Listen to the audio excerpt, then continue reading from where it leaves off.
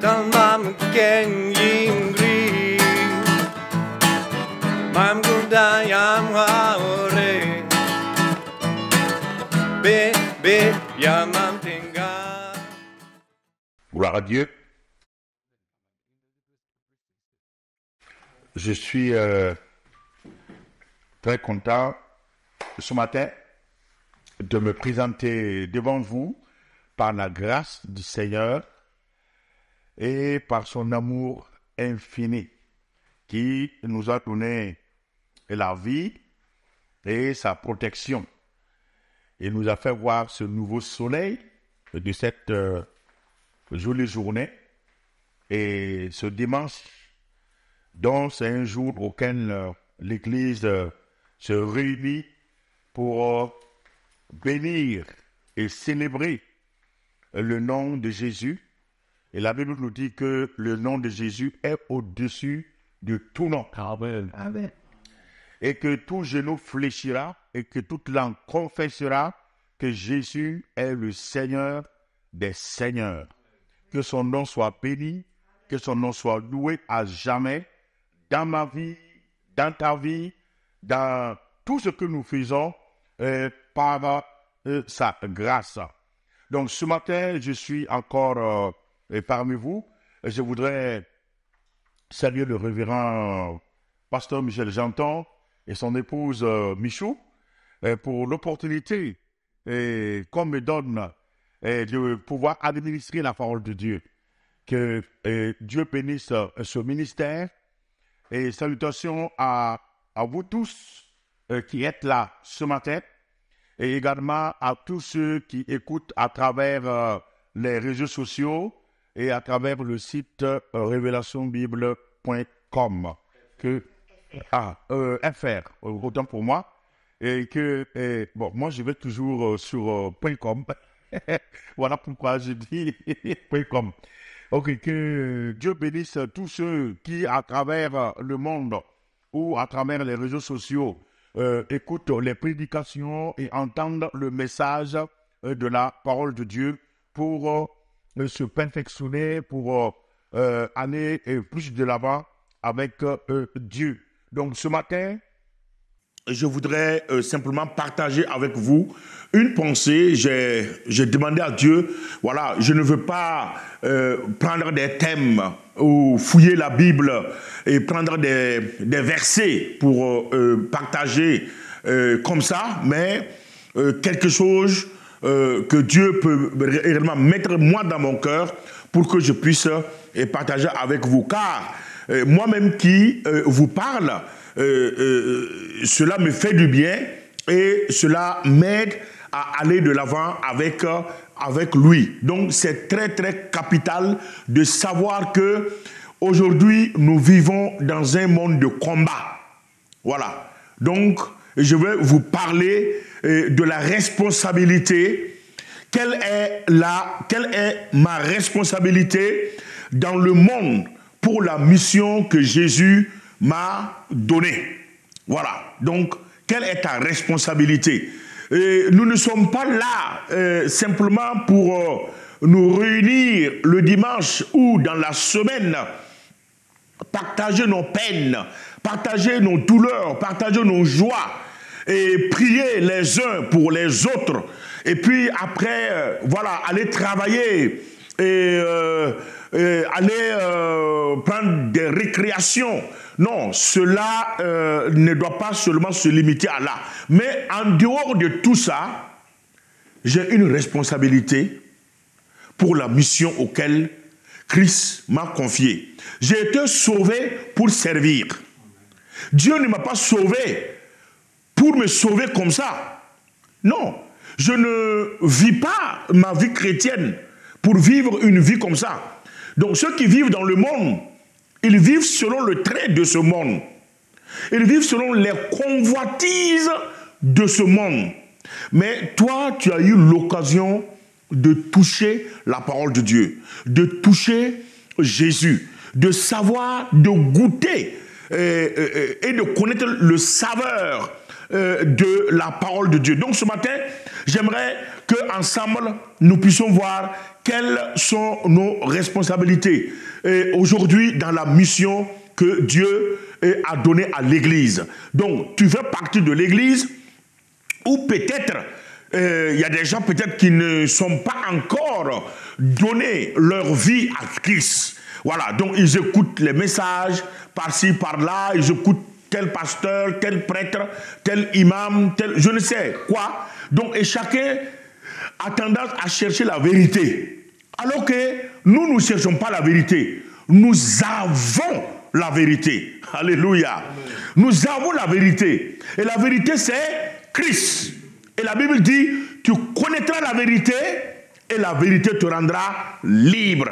Et nous avons cette liberté. Donc, on n'a pas peur. On ne craint pas. Après la mort, qu'est-ce qui va se passer? Qu'est-ce qui va m'arriver demain?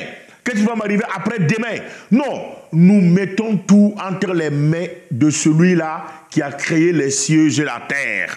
Donc, quelle est ta responsabilité? Aujourd'hui, de nos jours actuels, le monde est en guerre. Le monde est en guerre de manière physique, que nous voyons, et également de manière spirituelle.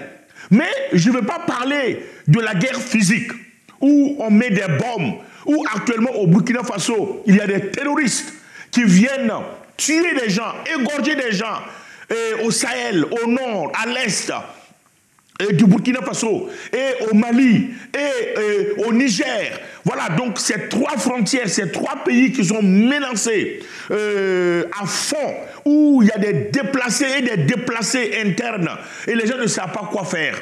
Donc aujourd'hui, il y a un combat. Mais le combat que je vais vous parler, c'est le combat spirituel.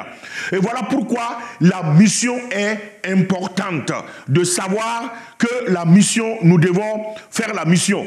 Et voilà pourquoi je vais demander à Michou de lire Jean chapitre 4, le verset 5 à 30. Mais avant de lire ce verset, 5 à 4, ça parle de la mission. Ce verset parle de la mission. Donc écoutez très bien ce que Jésus dit à travers sa parole. 4 à partir du verset 5. Comme il fallait qu'il passât par la Samarie, il arriva dans une ville de Samarie, nommée Sichar, près du champ de Jacob, qui avait été donné à Joseph, son fils. Là se trouvait le puits de Jacob. Jésus, fatigué du voyage, était assis au bord du puits. C'était environ la 6e heure. Une femme de Samarie vint puiser de l'eau. Jésus lui dit « Donne-moi à boire », car ses disciples étaient allés à la ville pour acheter des vivres. La femme samaritaine lui dit « Comment toi qui es juif me demandes-tu à boire, à moi qui suis une femme samaritaine ?» Les Juifs, en effet, n'ont pas de relation avec les Samaritains. Jésus lui répondit, « Si tu connaissais le don de Dieu et qui est celui qui te dit, « Donne-moi à boire », tu lui aurais toi-même donné de l'eau vive. »« Seigneur, lui dit la femme, tu n'as rien pour puiser, et le puits est profond. D'où aurais-tu donc cette eau vive?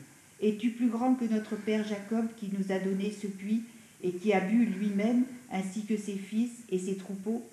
Et Jésus lui répondit, quiconque boit de cette eau aura encore soif, mais celui qui boira de l'eau que je lui donnerai n'aura jamais soif, et l'eau que je lui donnerai deviendra en lui une source d'eau qui jaillira jusque dans la vie éternelle. La femme lui dit, « Seigneur, donne-moi cette eau afin que je n'ai plus soif et que je vienne plus puiser ici. » « Va, lui dit Jésus, appelle ton mari et viens ici. » La femme répondit, « Je n'ai point de mari. » Jésus lui dit, « Tu as eu raison de dire, je n'ai point de mari, car tu as eu 5 maris, et celui que tu as maintenant n'est pas ton mari. En cela tu dis vrai, Seigneur, lui dit la femme. Je vois que tu es prophète. Nos pères ont adoré sur cette montagne, et vous dites, vous, que le lieu où il faut adorer est à Jérusalem. Femme, lui dit Jésus, crois-moi, l'heure vient où ce ne sera ni sur cette montagne, ni à Jérusalem que vous adorerez le Père. Vous adorez ce que vous ne connaissez pas. Nous adorons ce que nous connaissons, car le salut vient des Juifs. Mais l'heure vient, et elle est déjà venue, où les vrais adorateurs adoreront le Père en esprit et en vérité, car ce sont là les adorateurs que le Père demande. Dieu est esprit, et il faut que ceux qui l'adorent en esprit et en vérité. La femme lui dit, « Je sais que le Messie doit venir, celui qu'on appelle Christ. Quand il sera venu, il nous annoncera toutes choses. » Jésus lui dit, « Je le suis, moi qui te parle. » Là-dessus arrivèrent ses disciples qui furent étonnés de ce qu'il parlait avec une femme. Toutefois, aucun ne dit, « Que demandes-tu ou pourquoi lui parles-tu » Alors la femme, ayant laissé sa cruche, s'en alla dans la ville et dit aux gens, « Venez voir un homme qui m'a dit tout ce que j'ai fait. Ne serait-ce point le Christ ?» Ils sortirent de la ville et ils vinrent vers lui. Amen. Donc ici, nous voyons l'histoire que Jésus a eue avec la femme samaritaine. Et ici, Jésus veut montrer à cette dame-là que pour adorer Dieu, on n'a pas besoin d'aller sur une montagne. On n'a pas besoin d'aller ailleurs. Mais il faut que ceux qui vont adorer Dieu doivent l'adorer en vérité. Donc, voilà pourquoi je disais, tu connaîtras la vérité et la vérité t'affranchira. Donc, la mission que l'Église a, la mission que tu as, est cette conversation que Jésus a eue avec cette femme. Et cette femme qui, après, a reçu une révélation de ce que Jésus a montré dans sa vie. Nous, en tant qu'enfants de Dieu, nous devons avoir la révélation pour savoir qu'il y a une mission que nous devons accomplir. Une mission auquel tu dois faire. Une mission auquel tu dois t'imprégner à fond. Jésus dit, si vous lisez plus loin, il dit, les champs sont déjà blanchis. Et on doit faire la récolte. Donc aujourd'hui, il est impératif de savoir que le combat auquel le chrétien est exposé, c'est un combat spirituel. Et si tu n'es pas dans la vérité, tu ne peux pas adorer Dieu. Parce que dans l'adoration, au moment où tu te consacres pour adorer Dieu de façon claire, de façon juste, de façon correcte, il y a un combat qui doit sortir. Et le diable n'est pas prêt pour nous faire un cadeau. Et il doit tout faire pour empêcher l'œuvre de Dieu. Donc il y a urgence.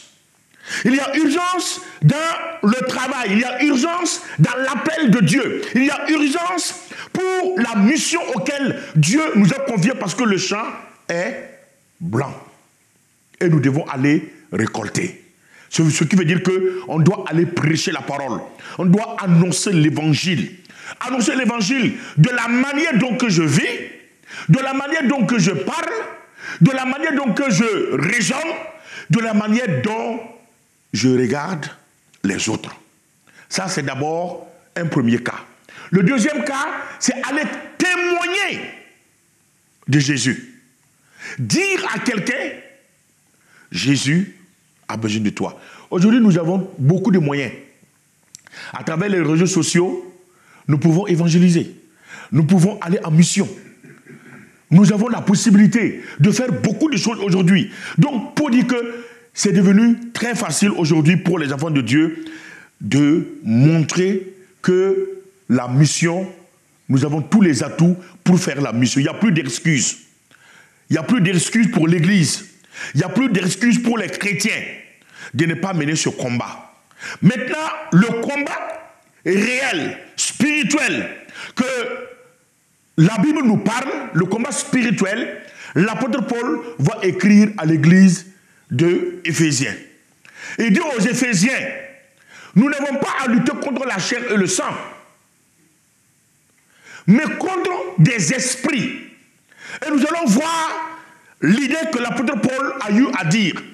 Donc, chaque chrétien, je vous dis, chaque chrétien est exposé. Chaque chrétien doit savoir que le combat spirituel est quelque chose de clair et de vérité. Et nous ne pouvons pas échapper à ça. Donc, savez-vous que des forces maléfiques, des forces diaboliques, des forces sataniques combattent contre nous. Ces forces-là combattent contre nous.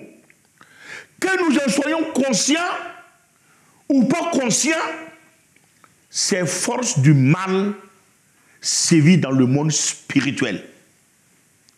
Que tu veux, que tu ne veux pas. Qui que tu sois.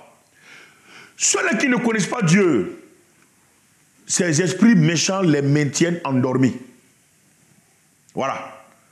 Mais vous, moi, qui cherchons la vérité, qui cherchons à vivre la vérité, à marcher avec la vérité, à faire sortir la vérité, ces forces de combat ne peuvent pas nous laisser tranquilles.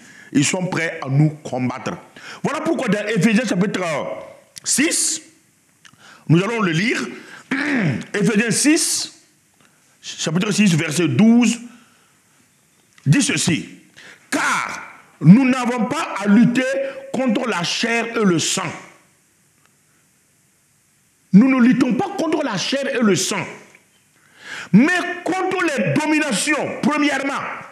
Contre les dominations.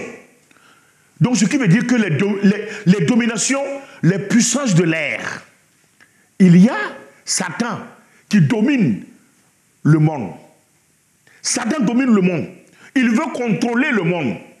Et voilà pourquoi il tourne de gauche à droite.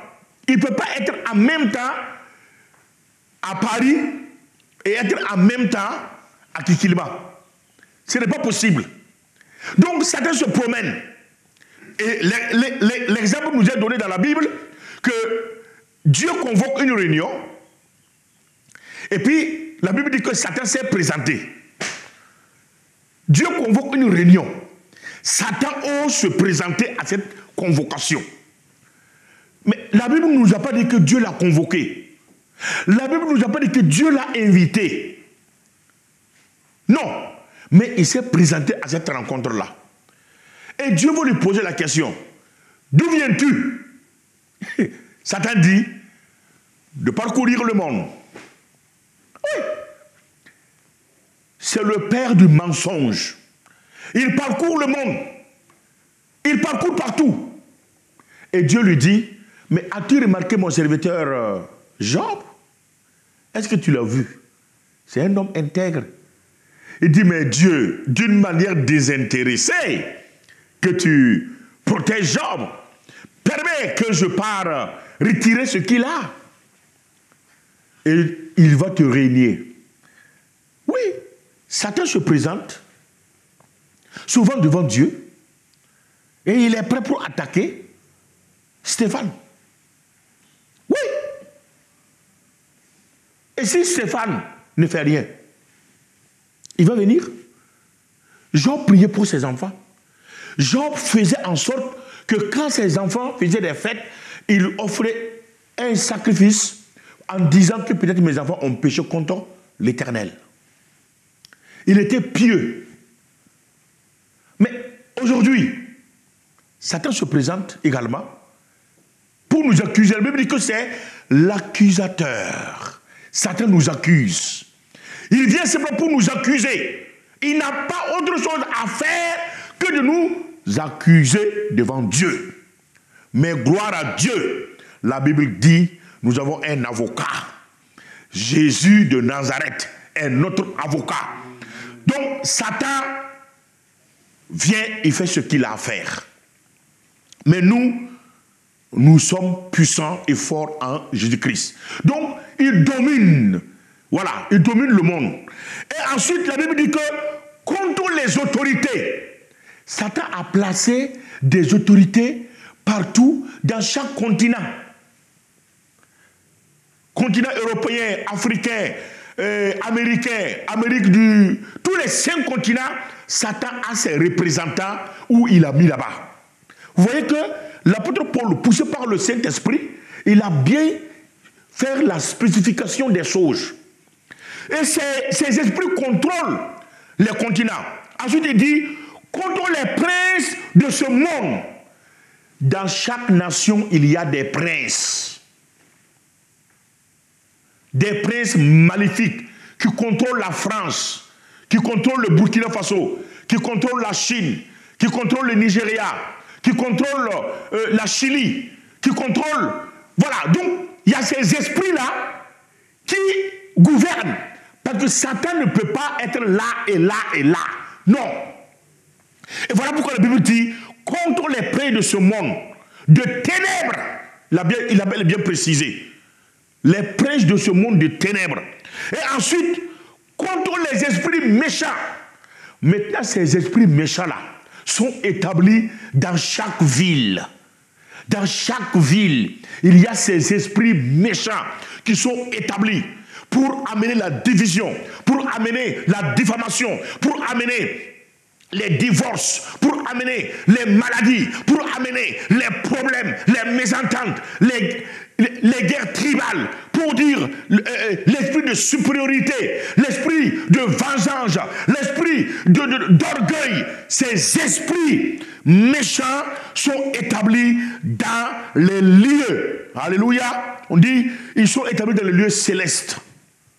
Ils sont là-bas et ils descendent pour contrôler les différentes villes.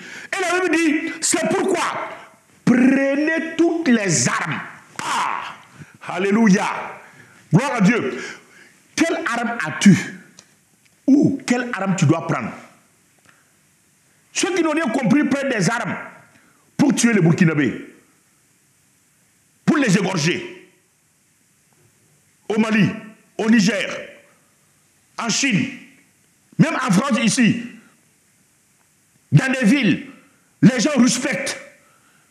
Et pour montrer leur mécontentement, ils vont brûler. Des policiers sont tabassés, la population est tabassée, il y a une confusion totale. Et on se pose des questions. C'est la faute du président, c'est la faute du gouvernement, c'est la faute du maire, c'est la faute des députés. Oh, Satan, c'est ça l'idée de Satan. Parce que le monde ne connaît pas. Le monde ne connaît rien. Donc la Bible dit, c'est pourquoi prenez toutes les armes de Dieu afin de pouvoir résister dans le mauvais jour et tenir ferme après avoir tout surmonté. Amen. Oui. Amen. Prenez toutes les armes. Tenez donc ferme. Ayez avoré la vérité pour ceinture. Ça veut dire que la vérité est une arme. Mais si je te dis, montre-moi ton arme là. Où est ton arme? La vérité. Est-ce qu'on peut prendre la vérité et puis mettre Michel? On peut prendre la vérité? Non. Parce que la Bible dit, tu connaîtras la vérité. La vérité c'est Jésus. Si tu es plein de mensonges, si tu es plein de cupidité, si tu es plein de fausseté, d'abord, il n'y a pas de vérité entre toi et Dieu. Et je ne parle même pas de la vérité entre toi et ton pasteur ou toi et ton frère. Comment tu peux réussir? Donc, prenez les armes de Dieu pour tenir ferme le mauvais jour. Tenez donc ferme. Tenez donc ferme. Après avoir surmonté tout, la Bible dit, tenez donc ferme et allez avorer la vérité pour ceinture. Revêtez la cuirasse de la justice. La cuirasse de la justice. Mais si tu prends la cuirasse et puis tu portes, eh bien, on voit Michou porter la cuirasse en train d'aller à Carrefour. Mais on va dire qu'elle est folle. On va dire, mais c'est quelle femme ça? Ou bien on voit Olivier porter la cuirasse en train de travailler. Mais c'est pas possible. En Afrique, il fait 45 degrés. Et si tu vas au nord, ou bien dans le Sahel, il fait 50 degrés ou 55 degrés. Il y avait un missionnaire italien du nom de Trappi, Umberto et Trappi, et sa femme Lisa. Ils ont fait un centre à Kaya. Et Trapi était là-bas. Et avec le soleil, 40 degrés, 45 degrés, il avait le cancer du peau. Donc il était obligé, à partir du moment de la chaleur, il rentrait en Italie pour 6 mois. Et après, il retournait au Burkina Faso. Donc il est décédé aujourd'hui. Et il a refusé qu'on l'enterre en Italie. C'est un Romain, il est de Rome. Il a dit, je ne veux pas être enterré en Europe. Je veux être enterré au Burkina Faso. Et on l'a enterré là-bas. Donc, quand il explique la chaleur, comment la chaleur te brûle. Donc, vous voyez, donc, tu ne peux pas porter une cuirasse étant à une chaleur de 45 ou de 50 degrés. Donc, quelle est cette cuirasse que la Bible parle? C'est la cuirasse de la justice. Ça veut dire que toi-même, tu dois être juste. Tu dois être juste entre Dieu et toi d'abord. Dieu doit voir qu'en toi, il y a cette justice-là. Et après, entre toi et ton frère. Mettez pour chaussure à vos pieds le zèle que donne l'évangile de paix. Ce n'est pas n'importe quel évangile. C'est l'évangile de paix. Ce qui veut dire, nous devons avoir pleinement la parole de Dieu en nous. C'est une arme. Une arme contre le diable. Et il continue en disant, prenez par-dessus tout. Après tout cela, prenez par-dessus tout cela, le bouclier de la foi. Ah, là c'est très bon. Là c'est très bon. Le bouclier de la foi. Le bouclier, ça te protège. Tu as le bouclier. Et quand les flèches viennent, tu contregardes. Quand on tire, tu contregardes. Voilà pourquoi le militaire, il a le casque. Et le casque, ou bien il a le gilet par balle.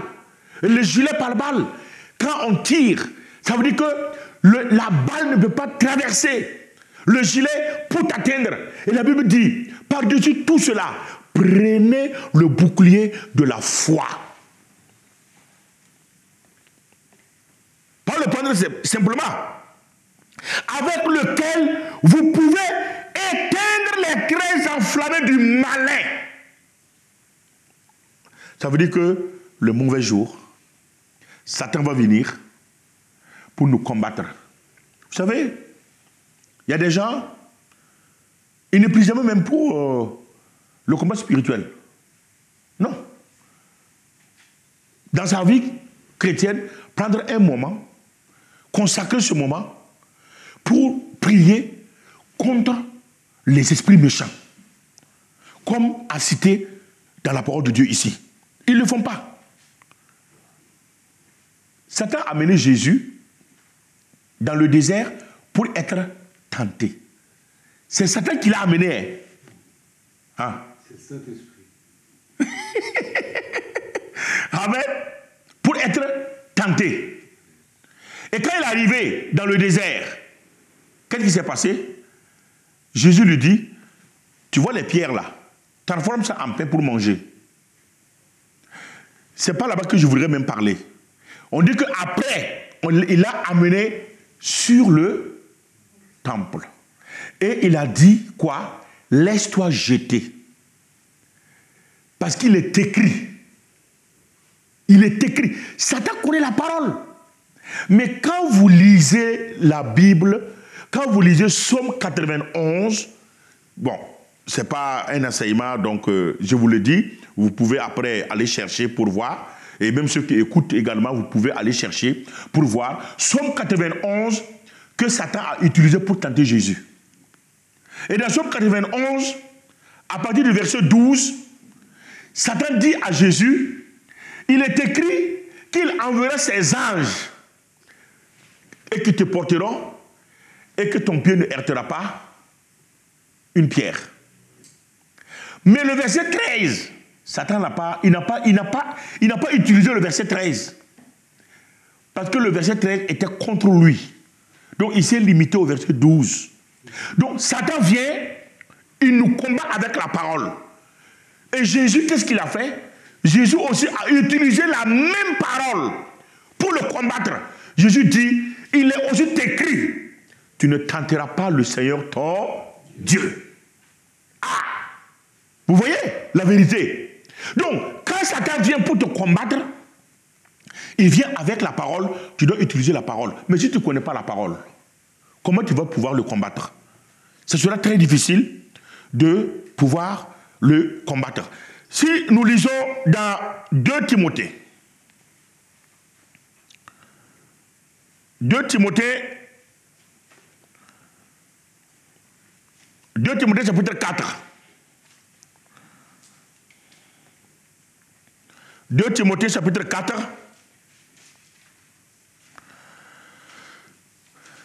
À partir du verset 12. 2 Timothée 4, 12. Qu'est-ce que la Bible nous enseigne à ce niveau? Donc la Bible est très claire. Et j'aime beaucoup ce verset que l'apôtre Paul parle clairement de comment nous devons surmonter, comment nous devons remporter la victoire. Donc, 2 Timothée 4, 12, l'apôtre Paul dit ceci, si quelqu'un le trouve, il peut me faire la faveur de lire. J'ai une Bible d'études, donc 2 Timothée, chapitre 4, à partir du verset 12.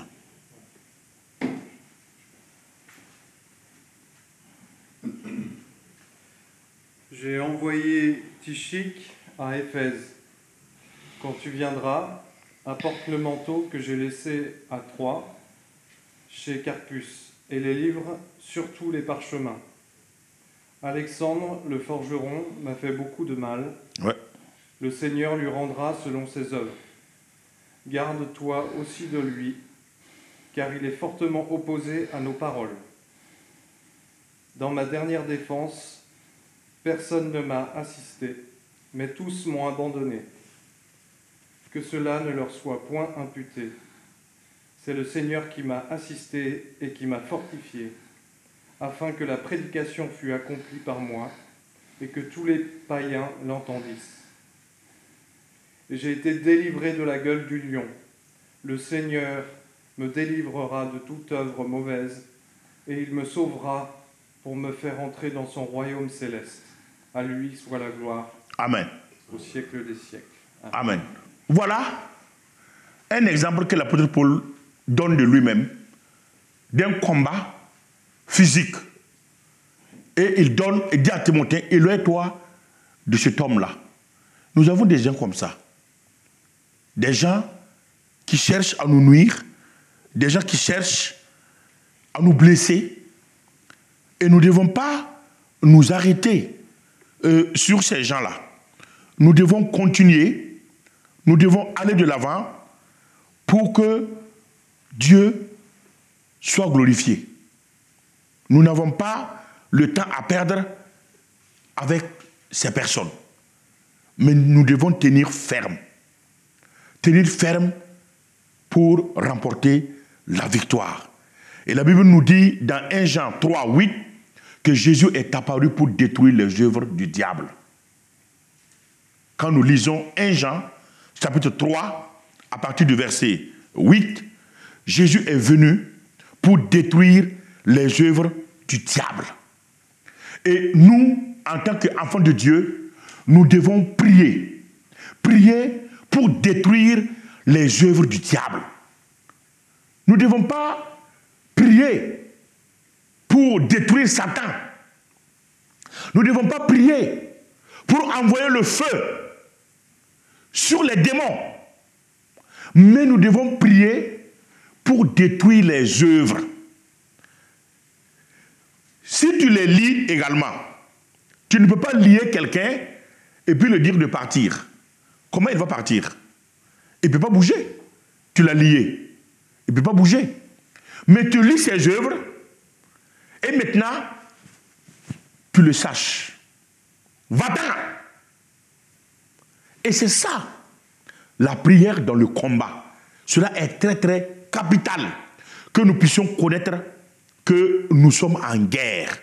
Nous sommes en guerre et cette guerre, nous devons le remporter. Cette guerre, nous devons avoir la victoire. Cette guerre, Dieu est avec nous. Dieu est là et il est prêt pour nous donner la victoire. Et cette victoire-là, Dieu ne marchande pas. Il ne marchande pas. Il ne marchande pas sa victoire. Parce que tout simplement, il est Dieu. Et comme il est Dieu, la Bible nous dit qu'il est avec nous. Il a promis, je serai avec vous jusqu'à la fin des temps. Et si Dieu l'a promis qu'il sera avec nous jusqu'à la fin des temps, nous ne devons pas avoir peur. Voilà pourquoi dans Jérémie, chapitre 1, le verset 19, la Bible nous dit tout simplement, ils te feront la guerre, ces ennemis-là te feront la guerre, mais ils ne te vaincront pas. Ils vont te faire la guerre, mais ils ne vont pas te vaincre. Jamais, jamais. Car je suis avec toi pour te délivrer, dit l'Éternel, notre Dieu. Ils te feront la guerre, mais ils ne vont jamais te vaincre. Parce que tout simplement, Dieu, il est avec nous. Et comme Dieu est avec toi, sache que la victoire est pour toi, la victoire est pour moi. Et très simplement, Dieu ne nous laisse pas orphelins. Il est toujours là pour nous accompagner. Il est toujours là pour nous aider. Il est toujours là pour nous dire, mon fils, mon enfant, ne crains pas, je suis avec toi pour te délivrer. Je suis avec toi pour te sauver. Donc, nous devons être sereins que le combat auquel que nous menons, c'est un combat juste, un combat clair, un combat de victoire. Et l'épître de Jacques nous dit tout simplement, soumettez-vous donc à Dieu et résistez au diable et il fuira loin de vous. Donc, s'il n'y a pas de soumission à Dieu, le diable ne peut pas fuir devant toi. Donc, il faut te soumettre à Dieu. Et soumettre à Dieu, ça veut dire quoi? Accepter d'obéir sa parole. Vivre ce que dit sa parole. Et tant que tu ne vis pas sa parole, tant que tu ne fais pas ce que la parole dit, ça veut dire que tu ne te soumets pas. Et si tu ne te soumets pas, le diable ne peut pas fuir devant toi. Donc, nous devons savoir une chose, est que, en se soumettant à Dieu, Satan devient faible. Satan devient quelqu'un qui ne peut plus rien faire. Donc, que Dieu t'aide, que Dieu m'aide à ce que nous puissions nous soumettre à lui. Frères et sœurs, j'aimerais vous dire, avant de terminer, que Dieu ne prend pas les gens parfaits, mais des gens perfectibles. Ceux qui sont perfectibles, c'est eux-là que Dieu cherche. Ceux qui sont parfaits, Dieu ne les veut pas. Dieu ne cherche pas. Ceux qui disent que je connais plus qu'un tel, je suis sage plus qu'un tel, j'ai la capacité plus qu'un tel. Dieu ne regarde pas. Et Dieu ne veut même pas utiliser ces genres de personnes. Mais Dieu veut utiliser simplement tous ceux-là qui sont perfectibles. Sache que tu es quelqu'un de perfectible. Tu es imparfait. Tu es incomplet. Tu ne connais pas. Tu ne sais pas. Et c'est ça que Dieu va utiliser. C'est un pécheur que Dieu a utilisé. Un pécheur de poissons. Et 3000 personnes se sont converties. Mais il y avait des intellectuels. Mais l'Esprit de Dieu utilise les gens faibles, les gens simples. Sois simple, sois perfectible. Et Dieu va t'utiliser. Et sache que dans ton monde, il y a un combat. Que tu es conscient, que tu n'es pas conscient, le diable travaille. Et il vient te combattre. Son but, c'est comme il a répondu à Dieu, je suis là et je tourne dans le monde. Pour faire quoi? Il tourne dans le monde pour faire quoi? Pour faire son travail, pour faire ce qu'il a à faire, détruire, diviser les familles, amener la guerre, amener le vol, la corruption. C'est ce qu'il tourne dans le monde pour faire. D'où viens-tu, Satan? D'où viens-tu? Dieu lui pose la question. D'où viens-tu? On dit que d'une deuxième fois encore, Dieu a convoqué une autre réunion.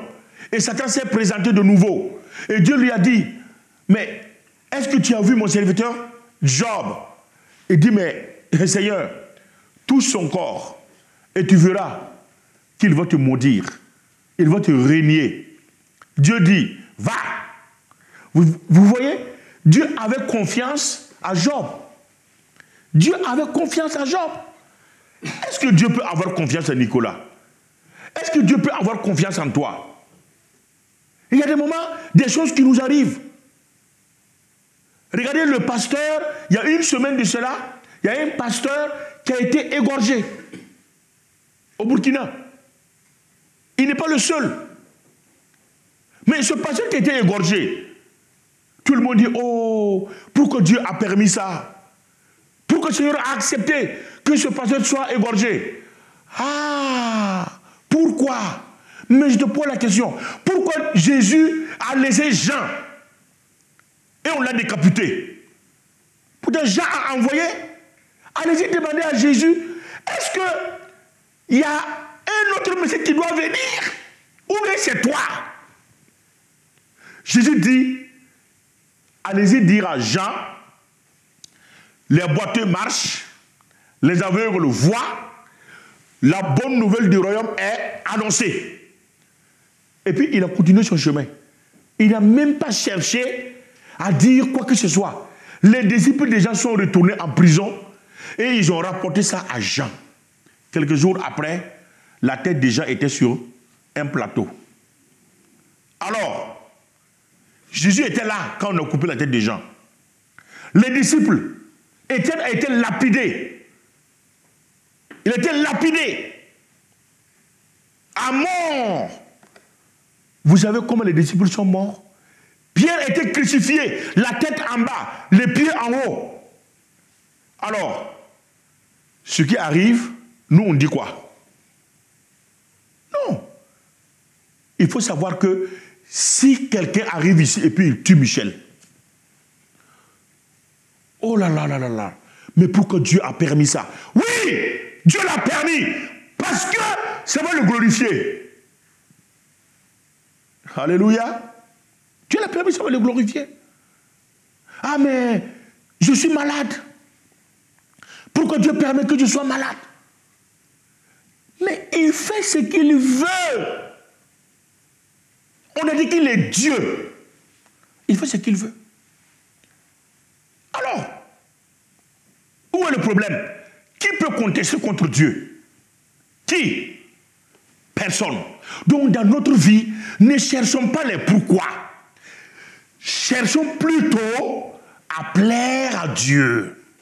Cherchons plutôt à nous soumettre, comme dit Jérémie et Jacques, chapitre 4, verset 7. Soumettez-vous à Dieu et le diable fuira loin de vous.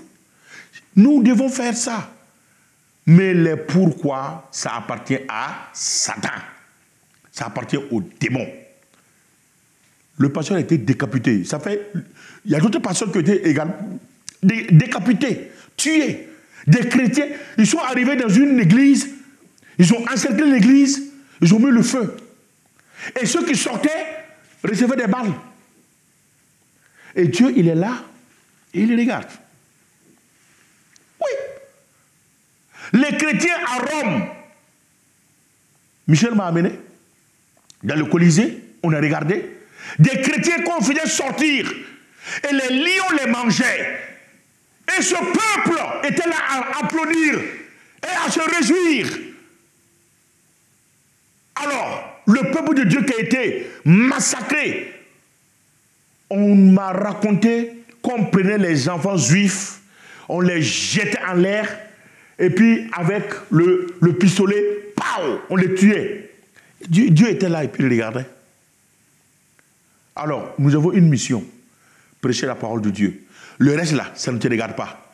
Je vis bien haut, je ne vis pas bien haut, je suis malade, je ne suis pas malade, je suis content, je ne suis pas content. Ça ne te regarde pas. Ce qui te regarde là, prêche la parole de Dieu, intercède pour l'œuvre de Dieu, fais ce que Dieu a mis dans ton cœur de faire, et le restant, c'est Dieu qui va s'en occuper. Alléluia. Amen. Ah, c'est dur. Je vous dis, l'église primitive a reçu la persécution. La persécution est en train d'arriver. Vous savez, le 30 septembre, il y a eu un coup d'État au Burkina Faso. Donc c'est le dernier coup d'État. Bon, pour l'instant, et on croit que ça sera la dernière. Et quand il y a eu le coup d'État, il y a le président de Porte Ouverte plutôt, que vous connaissez très bien, le 1er octobre, qui a fait un message en italien pour dire de prier pour le Burkina Faso parce que l'église est attaquée, on tue les chrétiens. Mais je dis, c'est pas seulement l'église qui est attaquée. C'est pas l'église seulement. C'est pas seulement les chrétiens qui sont attaqués. C'est toute la population qui est attaquée. Toute la population. Donc, il n'y a pas que les chrétiens qui sont attaqués au Burkina Faso. Tout le monde est attaqué. Tout le monde est attaqué. On égorge tout le monde. Même des imams, des prêtres, on les tue. Les pasteurs, on les tue. Tout le monde. Parce que nous vivons tout simplement 2 Timothée chapitre 3. Et je vais faire la lecture de 2 Timothée chapitre 3 pour terminer ce culte, pour que nous sachions à quel temps nous sommes. Nous sommes à quel temps nous sommes aujourd'hui. Donc cela est très très capital. Donc 2 Timothée chapitre 3, l'apôtre Paul dit à Timothée, sache que dans les derniers jours, il y aura des temps difficiles, car les hommes seront égoïstes, amis de l'argent, fanfarons, hautains, blasphémateurs, rebelles à leurs parents, ingrats, irréligieux, insensibles, l'insensibilité est là, déloyaux, calomniateurs, intempérants, cruels, seront cruels, aller égorger quelqu'un, aller tuer quelqu'un, comme un poulet. Même un poulet, quand on le tue là, on a des sentiments. Mais on doit le manger. Lui, il est destiné pour être mangé. Donc, mais la Bible dit qu'ils seront cruels, ennemis des gens de bien. Ennemis des gens de bien. Traîtres, emportés. Traîtres. Combien de personnes t'ont trahi, Michel? Combien de personnes? Mais voilà. Combien de personnes m'ont trahi? Ils sont beaucoup. Je ne compte plus. Voilà, ils sont beaucoup. Mais pourquoi? Mais la Bible avait déjà prédit qu'à la fin des temps, il y aura ces gens-là. Donc, traîtres, emportés, enflés d'orgueil, aimant le plaisir plus que Dieu, ayant l'apparence de la piété, mais régnant ce qui en fait la force, éloigne-toi de ces hommes-là. Il en est parmi eux qui s'introduisent dans les maisons. Dans les maisons, l'apôtre parle des chrétiens. Il ne parle pas des gens qui sont dehors. Il ne parle pas des gens qui sont à Cahors, ou à Toulouse, ou à Paris, qui ne connaissent pas Dieu. Non. Paul parle de ceux-là qui se disent qu'ils sont chrétiens, de ceux-là qui se revendiquent, étant évangéliques, étant pentecôtistes, mais pourtant ce sont des salopards. Oui. C'est des gens qui sont sans âme. Et Paul parle de ces gens-là. Il dit, il en est parmi eux qui s'introduisent dans les maisons et qui captivent des femmes d'un esprit faible, borné, chargé de péché, agité par des passions de toute espèce. Apprenant toujours à ne pouvant jamais arriver à la connaissance de la vérité. Alléluia. C'est la parole de Dieu. Ce n'est pas la parole de Michel. Ce n'est pas la parole de Samuel. Ce n'est pas la parole de Marie-Claire. C'est la parole de Dieu. C'est la parole de Dieu qui nous dit. Et voilà pourquoi Paul va continuer plus loin et il va dire à Timothée, sois un modèle. Alléluia. Il va dire à Timothée, Timothée, sois un modèle. Sois un modèle pour tes frères. Sois un modèle pour l'Église. C'est ce que la Bible nous dit. Sois un modèle. Et aujourd'hui, qu'est-ce qui se passe? Est-ce que réellement nous pouvons dire que je suis un modèle de chrétien? Que personne ne méprise ta jeunesse, mais sois un modèle pour les fidèles en parole, en conduite, en charité, en foi, en pureté. Que Dieu vous bénisse. Que la grâce de Dieu soit sur vous. Si Jésus ne revient pas, nous nous verrons. Déjà, on a fixé le rendez-vous en décembre avec le révérend Michel Janton pour le Burkina Faso. Et le diable aura encore un problème de plus. Alléluia. Donc, tout simplement, Dieu ne prend pas des gens parfaits. Donc, rappelle-toi très bien que Dieu ne prend pas des gens parfaits, mais des gens perfectibles que Dieu prend. Que Dieu te bénisse. Toi qui écoutes, que Dieu te bénisse. Et je sais que nous allons nous soumettre à Dieu. Et dès que tu te soumets à Dieu, le diable va fuir devant toi. Le combat spirituel, nous l'avons. Prenons la ceinture, prenons la cuirasse, prenons toutes les armes de Dieu pour résister aux mauvais jours. Que Dieu vous bénisse. Merci à tous ceux qui suivent révélationbible.fr, que à travers ces enseignements que vous écoutez du pasteur Michel Janton, continuez à prier pour lui, continuez à prier pour son église locale, continuez à prier pour le Burkina Faso, et priez pour les hommes de Dieu, et priez pour l'église en général. Que Dieu vous bénisse. Amen.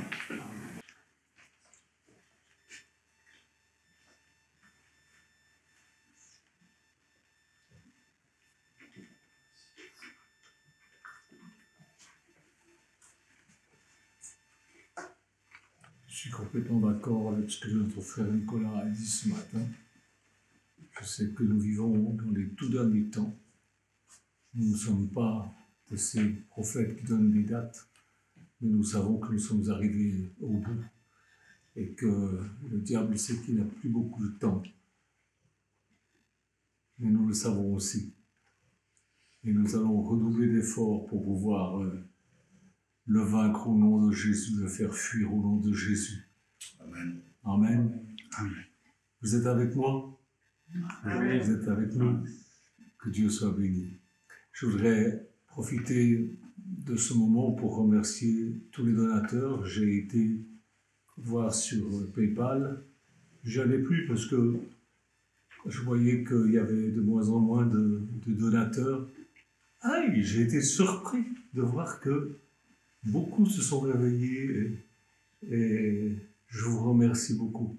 Nous allons pouvoir encore agir parce que c'est vrai qu'il faut de l'argent pour pouvoir travailler pour l'œuvre de Dieu. Je connais un homme qui dit « Ah non, il ne faut pas faire de collecte, ah non, il ne faut pas prendre la dîme et tout. » Il a voulu louer un local pour faire ses réunions. Et comme il ne faisait pas de collecte, c'était lui qui payait. Au bout d'un moment, il n'a plus pu le faire, donc il a arrêté. Maintenant, il prêche dans sa cuisine, devant un micro, devant son frigidaire. Puis voilà. Nous, on ne veut pas se contenter de ça. On va aller de par le monde, on veut prêcher l'évangile et pour pouvoir le faire, il faut de l'argent. Si on ne fait pas ça, si on ne donne pas, si on n'a pas de l'argent, on ne peut pas faire. Donc là, ce matin, on va faire une collecte. Et je voudrais vous remercier, vous qui avez donné. Vous êtes nombreux, alors je ne peux pas écrire à tout le monde, mais merci, merci, merci. Dieu vous bénisse. Au fait, la petite fille Johanna, c'est la nièce de Nicolas Savadogo. Elle va bien, elle marche. Elle fait encore des soins à l'hôpital, mais ses soins sont réglés par les dons justement que nous avons faits. Et je vous remercie encore aussi pour ça. Que Dieu vous bénisse. Au revoir. Merci Seigneur de bénir cette collecte qu'on va faire maintenant. Que cela puisse être quelque chose de bon et que tu puisses répondre à la foi de chacun et de chacune. Merci Jésus.